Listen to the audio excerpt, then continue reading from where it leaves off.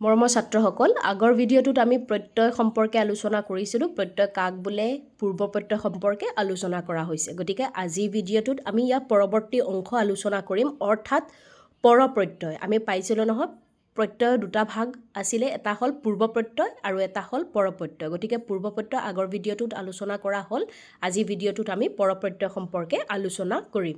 এতিয়া চোৱা, পৰ প্ৰত্যয় মানে কি? পৰ শব্দটোৰ অৰ্থই হ'ল পিছত, হয়নে? অৰ্থাৎ যিবোৰ প্ৰত্যয় মূল শব্দৰ পিছত যোগ হৈ তাৰ শব্দ সাধন কৰিব পাৰে তাকে পৰপ্ৰত্যয় বুলি কোৱা হৈছে। এতিয়া চোৱা,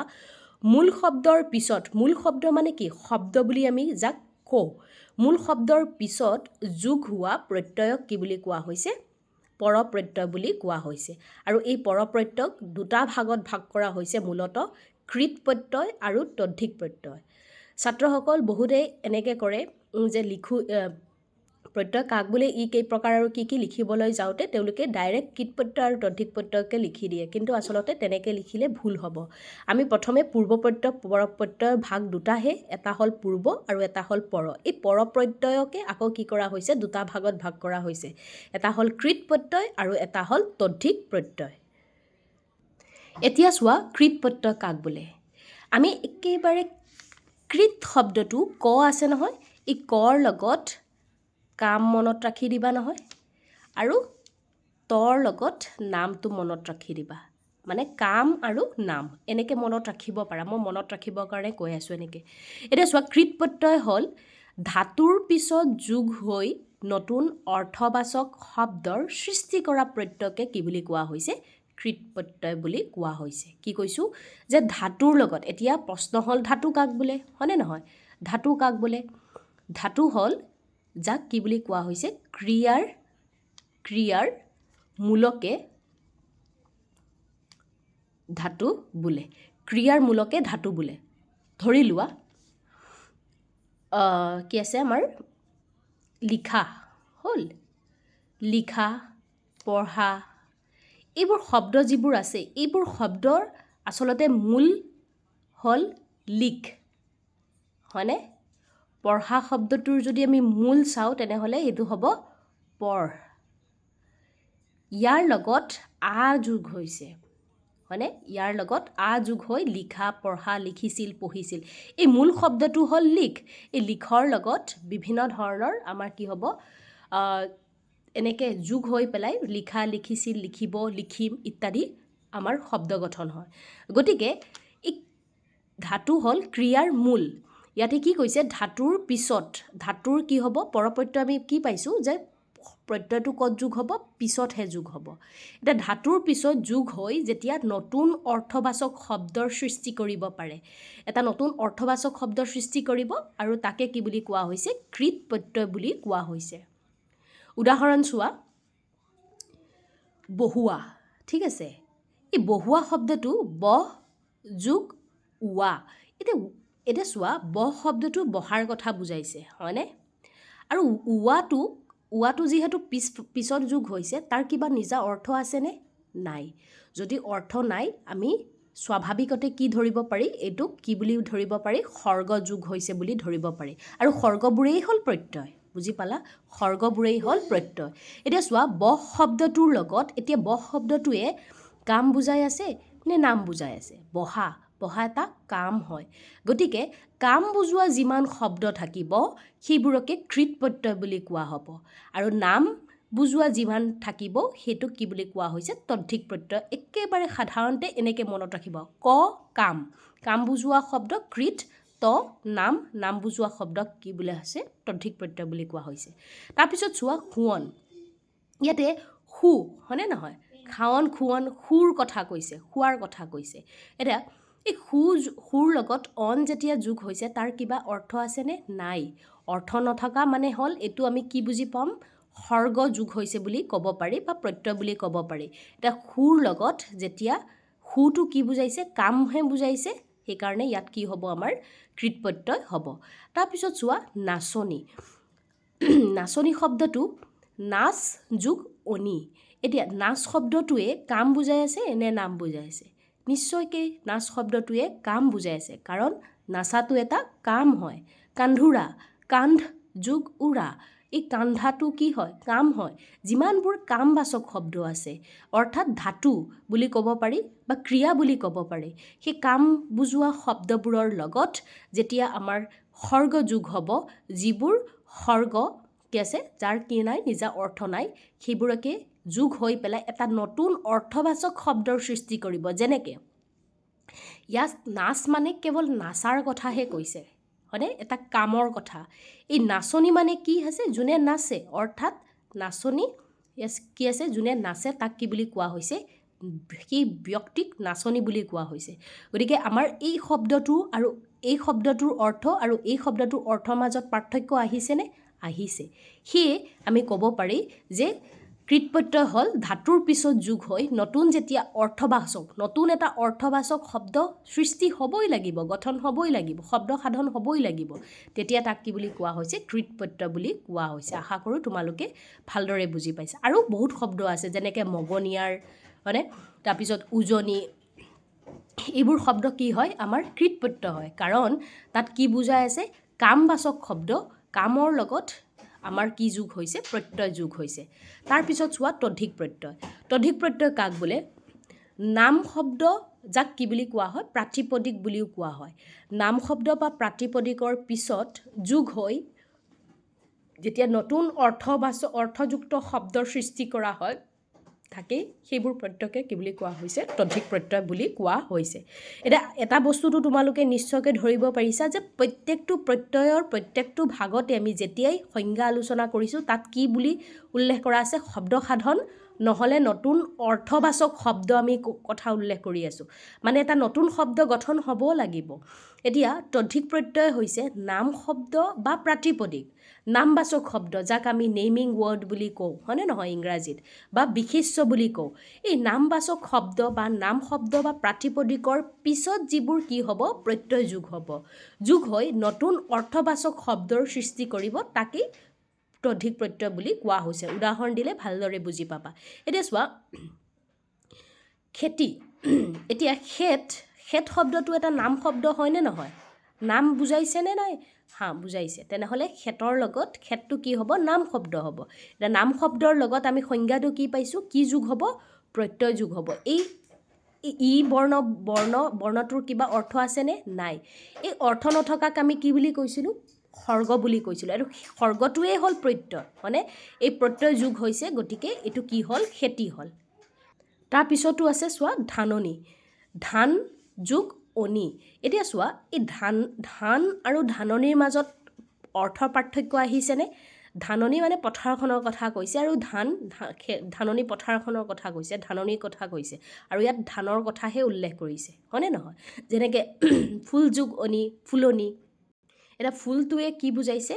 ফুলটোৱে কেৱল ফুলৰ কথা কৈছে আৰু ফুলৰ লগত যেতিয়া অনি কি আছে প্ৰত্যয় যোগ হৈ পেলাই কি হ'ল ফুলনি হৈছে এতিয়া ফুলনি শব্দটো ইয়াত ফুলনি মানে বাগিচাৰ কথা কৈছে আৰু ইয়াত ফুলৰ মানে কেৱল ফুলপাহৰ কথাহে উল্লেখ কৰিছে অৰ্থাৎ আমি কি পালোঁ যে কি আছে নাম শব্দ ফুলটো এটা নাম শব্দ হয় হয়নে নহয় এই নাম শব্দৰ পাছত কি যোগ হ'ব প্ৰত্যয় যোগ হৈ নতুন অৰ্থবাচক শব্দৰ সৃষ্টি কৰিছেনে নাই ফুলনি মানে ইয়াত বাগিচাৰ কথা কৈছে ইয়াত ফুল মানে কেৱল ফুলপাহৰ কথাহে উল্লেখ কৰিছে গতিকে এইটো কি হ'ব আমাৰ তদ্ধিক প্ৰত্যয় হ'ব এতিয়া চোৱা তোমালোকৰ পৰীক্ষাত যেতিয়া আহিব ভাঙি কি প্ৰত্যয় যোগ হৈছে লিখিব লাগে তোমালোকে কি কৰিবা প্ৰথমে এইটো ভাঙিবা ইয়াৰ পৰা তোমালোকে নিৰ্ধাৰণ কৰিব নোৱাৰা এইটো কৃৎপ্ৰত্যয় হয় নে তদ্ধিক বা পূৰ্বপ্ৰত্যয় হয় এইটো নিৰ্ধাৰণ কৰিব নোৱাৰা প্ৰথমে এইটো কি কৰিব লাগিব আমি ভাঙিব লাগিব ভাঙাৰ পিছত আমি চাম যে এই বৰ্ণ বা বৰ্ণ সমষ্টি যাক আমি কি বুলি কৈছিলোঁ সৰ্গ বুলি কৈছিলোঁ যাক প্ৰত্যয় বুলিও ক'ব পাৰি এই প্ৰত্যয় আগত বহিছে নে পাছত বহিছে যদি আগত বহিছে তেনেহ'লে আমি এইটো আৰু বাকী একো চাব নালাগে কি লিখিম পূৰ্বপ্ৰত্যয় লিখিম যদি পাছত বহিছে তেনেহ'লে আমি পৰপ্ৰত্যয় দিলে ভুল হ'ব কাৰণ পৰপ্ৰত্যয় আকৌ দুটা ভাগত ভাগ কৰা হৈছে গতিকে কৃৎপ্ৰত্যয় হৈছে নে তদ্ধিক হৈছে সেইটো আমি চাব লাগিব যদি কাম বুজাই আছে তেনেহ'লে আমি কি বুজি পাম কৃৎপ্ৰত্যয় হৈছে আৰু যদি নামবাচক শব্দ বা প্ৰাতিপদিক দেখুৱাই আছে তেনেহ'লে আমি কি বুজি পাম এইটো তদ্ধিক প্ৰত্যয় যোগ হৈছে বুলি ক'ব পাৰি তাৰপিছত চোৱা ৰসাল ৰস যোগ আল ৰস শব্দটো এটা কি হয় নাম শব্দ হয় হয়নে নহয় গতিকে তাৰ লগত আল বৰ্ণ বা বৰ্ণ সমষ্টি বা সৰ্গ বা প্ৰত্যয় বুলি ক'ব পাৰি ইয়াক আলটো লগ লাগি কি হৈছে ৰখাল হৈছে ৰখাল হোৱাৰ লগে লগে ইয়াত যিটো ৰস থাকে তাকে ৰখাল বুলি কোৱা হৈছে হয়নে গতিকে এনেদৰে আমি তদ্ধিক প্ৰত্যয় নিৰ্ধাৰণ কৰিব পাৰি অৰ্থাৎ আমি আজি কি পঢ়িলোঁ যে পৰপ্ৰত্যয় ভাগ দুটা আছিলে কি কৃত প্ৰত্যয় আৰু তদ্ধিক প্ৰত্যয় পৰপ্ৰত্যয় মানে হ'ল যেতিয়া মূল শব্দৰ পাছত প্ৰত্যয় যোগ হ'ব তাক পৰপ্ৰত্যয় বুলি কোৱা হয় ইয়াক দুটা ভাগত ভাগ কৰা হৈছে কৃত প্ৰত্যয় আৰু তদ্ধিক প্ৰত্যয় কৃত প্ৰত্যয় হৈছে যেতিয়া ধাতুৰ পিছত যোগ হ'ব ধাতু মানে হৈছে কামবাচক বা ক্ৰিয়াৰ মূলকে ধাতু বুলি কোৱা হৈছে সেই ধাতুৰ পিছত যোগ হোৱা প্ৰত্যয়ক কৃত প্ৰত্যয় বুলি কোৱা হৈছে আৰু তদ্ধিক প্ৰত্যয় হৈছে যেতিয়া নাম শব্দ বা প্ৰাতিপদিকৰ পিছত যেতিয়া আমাৰ প্ৰত্যয় যোগ হ'ব আৰু যোগ হৈ তাৰ নতুন অৰ্থবাচক শব্দৰ সৃষ্টি কৰিব তাকে তদ্ধিক প্ৰত্যয় বুলি কোৱা হৈছে পৰীক্ষাত এতিয়া তোমালোকৰ কেনেকুৱা ধৰণৰ প্ৰশ্ন হ'ব এইখিনি আমি অলপ চাই লওঁ এতিয়া চোৱা তোমালোকৰ পৰীক্ষাত নিৰ্দিষ্টতাবাচক প্ৰত্যয় এইখিনি কিন্তু পৰীক্ষাত তোমালোকৰ নাহে দেই এইবাৰ তোমালোকৰ মানে এতিয়া বৰ্তমান এই নিৰ্দিষ্টতাবাচক প্ৰত্যয় স্ত্ৰী প্ৰত্যয় পুৰুষবাচক এইবোৰ প্ৰত্যয়ৰ ওপৰত পৰীক্ষাত নাহে এইবোৰ আগত আহিছে গতিকে এইখিনি চাব আমাৰ নালাগে গতিকে তোমালোকেও এইখিনি নাচাবা তাৰপিছত চোৱা প্ৰত্যয় কাক বোলে ই কেই প্ৰকাৰ আৰু কি প্ৰত্যেকৰে উদাহৰণ দিয়া প্ৰত্যয় কাক বোলে লিখিম তাক দুটা ভাগত ভাগ কৰা হৈছে পূৰ্ব প্ৰত্যয় পৰ প্ৰত্যয় আৰু সেই দুটা ভাগত কি কৰিম মাত্ৰ এটা উদাহৰণ দি পেলাই শেষ কৰি দিম মাত্ৰ তোমালোকে কি লিখিব লাগে 3 নম্বৰৰ উত্তৰ কৰিবৰ কাৰণে আমি মাত্ৰ সংজ্ঞাটো লিখিম আৰু তাৰপিছত এটা বা দুটা উদাহৰণ দিম হৈ গ'ল তাৰপিছত চোৱা তদ্ধিক প্ৰত্যয় কাক বোলে কেইটামান অসমীয়া তদ্ধিক প্ৰত্যয় উদাহৰণ দিয়া 2011ত আহিছে এতিয়া চোৱা তদ্ধিক প্ৰত্যয় কাক বোলে যিটো নাম শব্দ বা প্ৰাতিপদিকৰ পিছত যিবোৰ প্ৰত্যয় যোগ হৈ পেলাই তাৰ নতুন অৰ্থবাচক শব্দ সাধন কৰিব পাৰে তাকে তদ্ধিক প্ৰত্যয় বুলি কোৱা হৈছে আৰু অসমীয়া তদ্ধিক প্ৰত্যয় কেইটামান ফুলনি লিখিব পাৰা ধাননি লিখিব পাৰা ৰখাল লিখিব পাৰা হয়নে তাৰপিছত কি আছে আৰু বহুত শব্দ আছে এনেকুৱা সেইবোৰ উল্লেখ কৰিব পাৰা তাৰপিছত চোৱা ইয়াতে কি আছে প্ৰত্যয়ৰ তাৰপিছত চোৱা প্ৰত্যয় সংখ্যা আৰু প্ৰত্যয় সংজ্ঞা লিখিব লাগে আৰু কি আছে ইয়াৰ শ্ৰেণী বিভাজন প্ৰত্যয় কাক বুলি লিখিবা আৰু কেইটা ভাগত ভাগ কৰা হৈছে সেইখিনি লিখিবা ঠিক আছে তাৰপিছত চোৱা দ্বিতীয় প্ৰশ্নটো আছে তদ্ধিক প্ৰত্যয় সংজ্ঞা আৰু উদাহৰণ তদ্ধিক প্ৰত্যয় কাক বোলে সংজ্ঞা মুঠতে তোমালোকৰ প্ৰত্যয়ৰ পৰা কি প্ৰশ্ন হ'ব প্ৰত্যয় কাক বোলে ই কেই প্ৰকাৰ কেতিয়াবা পূৰ্ব প্ৰত্যয় দি দিব পাৰে উঠাই পূৰ্ব প্ৰত্যয় কাক বোলে পূৰ্ব প্ৰত্যয় উদাহৰণ দিব লাগে 3টামান কেতিয়াবা পৰপ্ৰত্যয় দি দিব পাৰে পৰপ্ৰত্যয় কেইটা ভাগত ভাগ কৰা হৈছে এনেকৈ দি দিব পাৰে কেতিয়াবা কৃত প্ৰত্যয় দি দিব পাৰে কেতিয়াবা তদ্ধিক প্ৰত্যয় দি দিব পাৰে ঠিক আছে মুঠতে আমি যিখিনি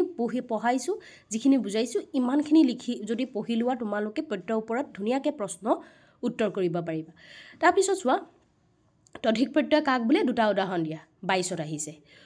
আকৌ 23ত কি আহিছে চোৱা প্ৰত্যয় কাক বোলে তদ্ধিক প্ৰত্যয়ৰ সংজ্ঞা সহ উদাহৰণ দিয়া মুঠতে সেইখিনিকেই লিখিব লাগে আৰু 3 নম্বৰ কাৰণে ইমান প্ৰয়োজন নাই মাত্ৰ সংজ্ঞাটো দিবা আৰু দুটা বা যদি উদাহৰণ যদি দিয়ে কৰিবৰ কাৰণে 3 নম্বৰ কাৰণে 4-5টামান উদাহৰণ দি দিবা যদি একেবাৰে তদ্ধিক প্ৰত্যয় এটা বা দুটা এনেকৈ দি দিয়ে আৰু 2023ত আহিছে মুঠতে তোমালোকে এইবাৰো প্ৰত্যয়ৰ ওপৰত প্ৰশ্ন পাবা খালি অলপ ভালকৈ চাই দিলে হৈ যাব তাৰপিছত চোৱা কৃত প্ৰত্যয় আৰু তদ্ধিক প্ৰত্যয় কাক বোলে উদাহৰণ দি বুজাই লিখা কৃত প্ৰত্যয় কাক বুলি সেইটো লিখিব লাগে ক মানে কি বুজাইছোঁ আমি কাম আৰু ত মানে নাম মানে কামবোচক শব্দ বা কি আছে ধাতুৰ লগত যিবোৰ প্ৰত্যয় পিছত যোগ হ'ব সেইবোৰকে কৃত প্ৰত্যয় বুলি কোৱা হৈছে আৰু তদ্ধিক প্ৰত্যয় হৈছে নাম শব্দ বা প্ৰাতিপদিকৰ পিছত উদাহৰণ দিব লাগে চোৱা ব্যাকৰণ উত্তৰ কৰিবলৈ যাওঁতে আমি প্ৰত্যেকে কি কৰিম প্ৰত্যেকে সংজ্ঞা দিম আৰু তাৰ উদাহৰণ নিদিয়াকৈ আমি যদি ব্যাকৰণ কৰোঁ ভাগখিনি আমাৰ কিন্তু ভুল হ'ব ঠিক আছে আমাক ভুল নহয় সম্পূৰ্ণ নম্বৰ আমি নাপাওঁ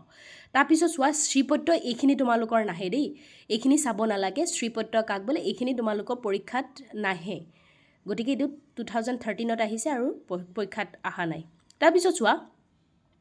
এনেকৈ ধৰণৰ প্ৰশ্ন আহে তলত দিয়া যিকোনো 3টা প্ৰত্যয় ভাঙি কি প্ৰত্যয় যোগ হৈছে লিখিব লাগে এইটো আহিছে 2013ত 3টা প্ৰত্যয় কৈছে কিন্তু আমাৰ বৰ্তমান আহে 6টা লিখিবলৈ 6টা কি প্ৰত্যয় ভাঙিব লাগে আৰু যোগ কি হৈছে সেইখিনি লিখি ল'ব লাগে এতিয়া চোৱা ইয়াতে আছে নহয় পুৰুষবাচক প্ৰত্যয় কাক বোলে এইবোৰ নাহে দেই তোমালোকে এইবোৰ নাচাবা এইবোৰ পৰীক্ষাত নাহে তাৰপিছত চোৱা প্ৰত্যয় কাক বনে নিৰ্দিষ্টবাচক প্ৰত্যয় চাব নালাগে এইবোৰ পৰীক্ষাত নাহিব শব্দ বিভক্তি মানে কি এইবোৰ বিভক্তি ভাগৰ পৰা আহিছে গতিকে আমি বিভক্তি যেতিয়া আলোচনা কৰিম ধুনীয়াকৈ আমি সেইখিনি চাই যাম ঠিক আছে তাৰপিছত লাষ্ট কোৱেশ্চনটো চাই লোৱা কৃত প্ৰত্যয় আৰু তদ্ধিক প্ৰত্যয় কাক বোলে দুটাৰে মাজত পাৰ্থক্য লিখি পেলাই উদাহৰণ দিবা এতিয়া চোৱা যদি এনেকৈ প্ৰশ্ন আহি যায় কৃত প্ৰত্যয় আৰু তদ্ধিক প্ৰত্যয়ৰ মাজত পাৰ্থক্য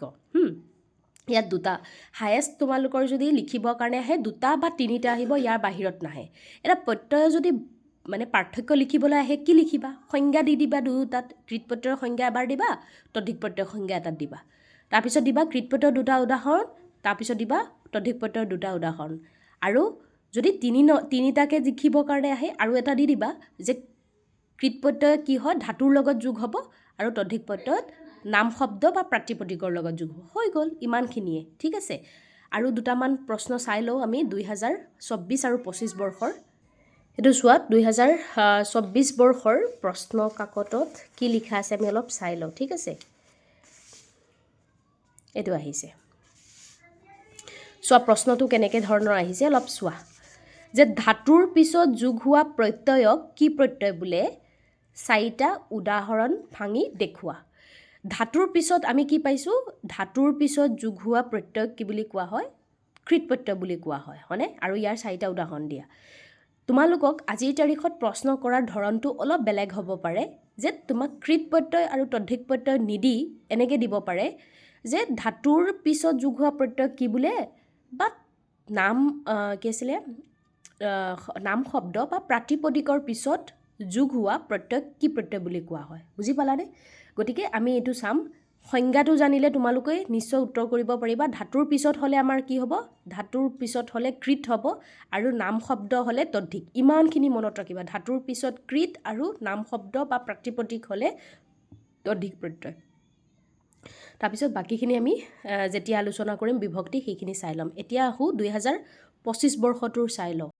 এইটো আৰু এটা বস্তু চাই লোৱা ইয়াতে আহিছে নহয় তলৰ যিকোনো ছটা শব্দ যোগ হোৱা প্ৰত্যয়বোৰ ভাঙি কি প্ৰত্যয় যোগ হৈছে লিখিব লাগে 1 into 6 মই কৈছোঁ নহয় প্ৰত্যয়ৰ পৰা তোমালোকৰ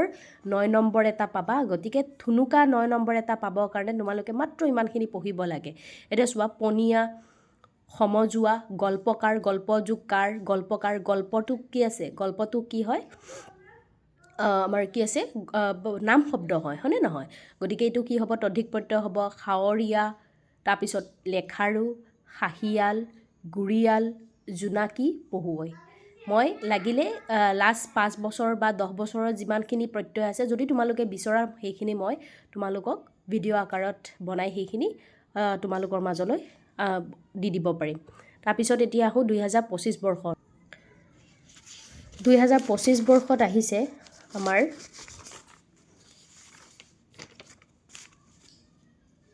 এইটো চোৱা তদ্ধিক প্ৰত্যয় কাক বোলে চাৰিটা উদাহৰণ দাঙি ভাঙি দেখুওৱা তদ্ধিক প্ৰত্যয় কাক বোলে আহি গ'ল 2024ত আহিছে কৃত প্ৰত্যয় 2025ত আহিছে তদ্ধিক প্ৰত্যয় এতিয়া 2026ত আহিব কৃত প্ৰত্যয় কাক বোলে গতিকে কৃত প্ৰত্যয় ভালদৰে চাই ল'বা আৰু ইয়াৰ পৰা পাই যাবা এটা কুৱেশ্যন ঠিক আছে তদ্ধিক প্ৰত্যয় কাক বোলে সি চাৰিটা উদাহৰণ দি বুজাই লিখিব লাগে তাৰপিছত আকৌ আহিলে নহয় এইটো চোৱা তলৰ যিকোনো ছটা শব্দ যোগ হৈ প্ৰত্যয় ভাঙি কি প্ৰত্যয় যোগ হৈছে লিখিব লাগে এইখিনি দি দিলে আৰু সেইখিনি ভাঙিব লাগে আৰু কেনেকৈ কি প্ৰত্যয় যোগ হৈছে সেইটো লিখিব লাগে এনেকৈ ধৰি লোৱা পতিয়ন পতি যোগ অন এতিয়া অনটো আগত হৈছে নে পিছত হৈছে গতিকে আমি কি বুজি পালোঁ এইটো প্ৰত্যয় পৰপ্ৰত্যয় হয় পৰপ্ৰত্যয় এতিয়া দুটা ভাগ আছে কৃত আৰু তদ্ধিক এতিয়া পতি শব্দটোৱে কি বুজাইছে কাম বুজাই আছে নে নাম বুজাই আছে পতি শব্দটোৱে নাম বুজাই আছে গতিকে নাম যদি বুজাই আছে তেনেহ'লে আমি চিধাকৈ লিখিম ব্ৰেকেটত তদ্ধিক প্ৰত্যয় তাৰপিছত ৰান্ধন ৰান্ধা যোগ অন এতিয়া ৰান্ধাটো কি হয় কাম হয় গতিকে কি হ'ব কৃত প্ৰত্যয় হ'ব এনেকৈ আমি লিখিম নগৰীয়া আছে নহয় নগৰীয়া নগৰ যোগ ইয়া দীৰ্ঘ ই হ'ব নগৰটো শব্দটো কি বুজাইছে নাম শব্দ হয় গতিকে নগৰীয়া শব্দটো কি হ'ব তদ্ধিক প্ৰত্যয় হ'ব এনেকৈ আমি ইমানখিনি ধুনীয়াকৈ লিখি ল'ম ঠিক আছে গতিকে আজি ভিডিঅ'টোত ইমানতে সমাপ্ত কৰিলোঁ আশা কৰোঁ তোমালোকৰ প্ৰত্যয় সম্পৰ্কে যিমানখিনি সমস্যা আছিলে ডাউট আছিলে সেইখিনি সমাধান হ'ল আৰু যদি কিবা প্ৰশ্ন সুধিবলগীয়া থাকে তোমালোকে কমেণ্ট বক্সত সেইখিনি প্ৰশ্ন কৰিব পাৰা আৰু ইমানেই ধন্যবাদ